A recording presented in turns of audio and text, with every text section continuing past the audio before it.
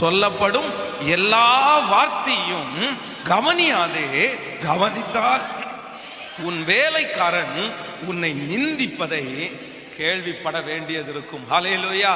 இங்க ஒண்ணு சொன்னோம், என்ன வாச்சோம் அப்படின்னா, அந்நாள் முதற்கொண்டு சவுல் அவனை காயும் மகாரமாய் பார்த்தான். நன்றாய் கவனிங்கள் கர்த்தருடைய பிள்ளைகளே. என்னுடைய இந்த சவுலுக்கு கர்த்தர் ஒரு மிகப்பெரிய தரிசனத்தை கர்த்தர் வச்சிருந்தார். ஒரு மிகப்பெரிய ராஜாங்கத்தை ஆண்டவர் வச்சிருந்தார். மிகப்பெரிய ஆளுகிற வல்லமையை கர்த்தர் அவன் மேல வச்சிருந்தார்.